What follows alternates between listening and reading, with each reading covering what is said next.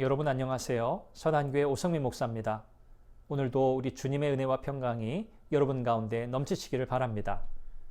오늘은 출애굽기 12장 21절에서 28절 말씀을 통해서 6월절의 의미에 대해 말씀을 나누려고 합니다. 어린 양 되신 예수 그리스도를 통해서 우리를 구속하신 하나님의 놀라운 구원의 은혜를 오늘도 기억하고 감사하며 믿음으로 승리하시기 바랍니다. 6월 11일 말씀과 만남 시작합니다. 모세는 하나님의 명령을 듣자마자 6월절 절기에 대한 준수사항을 전달하고자 신속하게 장로들을 소집합니다. 6월절을 지키기 위해서는 먼저 어린 양을 잡고 우슬초 묶음을 가져다가 어린 양의 피에 적셔서 그 피를 문인방과 좌우 설주에 뿌려야 했습니다. 그리고 아침까지 한 사람도 자기 집 문 밖에 나가서는 안 되었습니다. 양의 피를 발라놓은 자신의 집을 떠나 애굽 사람이 속해 있는 그 어떠한 곳에도 죽음의 재앙이 끝나는 아침까지 나가지 말라는 것입니다.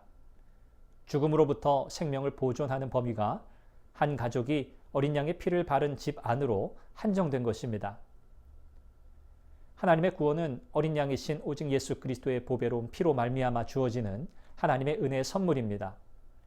양의 피가 발라진 집은 예수 그리스도의 보혈로 말미암아 세워진 교회를 상징합니다.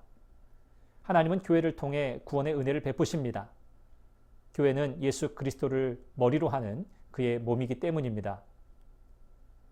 이처럼 어린 양의 피 아래 있으면 멸하는 자가 너희 집에 들어가서 너희를 치지 못하게 하실 것이라고 말씀합니다. 이는 하나님께서 멸하는 자가 이스라엘 백성을 치기 위해 그 집으로 들어가는 것을 절대로 허락하지 않으실 것이라는 약속이 담겨져 있는 말씀입니다. 하나님은 이 일을 규례로 삼아 너희와 너희 자손이 영원히 지키라고 명령하십니다. 모세가 장로들에게 말한 6월절 예식은 규례로서 반드시 지켜져야 합니다.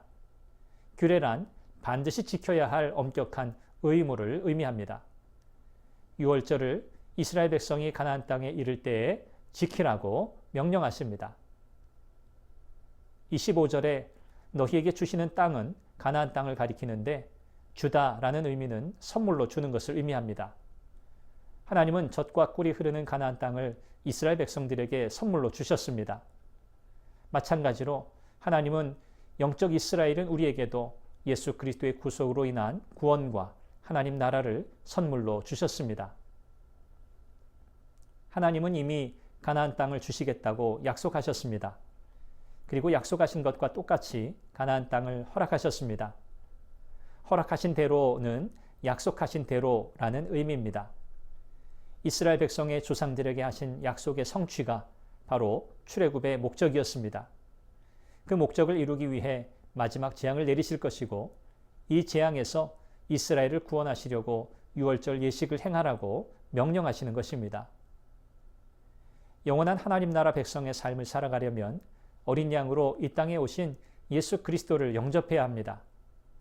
또한 예수님이 재림하실 때까지 계속해서 신실한 믿음으로 예수님과 동행하는 삶을 살아가야 합니다. 이스라엘 백성들은 6월절을 반드시 지켜야 했습니다. 이것이 하나님과 언약 백성 간의 관계를 유지하기 위한 수고이며 의무이기 때문입니다.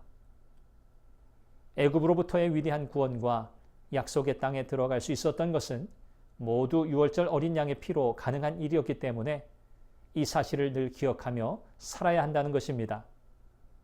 후에 자녀들이 이 6월절 예식이 과거 조상들에게 어떤 의미였는지 물을 때 여호와께서 애굽 사람에게 재앙을 내리실 때 애굽에 있는 이스라엘 자손의 집을 넘으사 우리의 집을 구원하신 일을 기념하는 절기라고 구체적으로 가르쳐야 했습니다. 오늘날 부모된 성도들은 자녀들에게 예수 그리스도의 십자가 대속의 사건을 가르쳐야 합니다. 자녀들로 하여금 죄인을 위해 행하신 하나님의 놀라운 구원의 역사를 알고 기억하게 함으로써 구원은 오직 예수 그리스도를 믿음으로만 주어지는 하나님의 은혜임을 잊지 않게 해야 합니다. 성찬 예식을 행할 때마다 십자가의 대속을 분명하게 가르쳐서 바른 신앙으로 이끌어야 할 것입니다. 여러분을 축복합니다.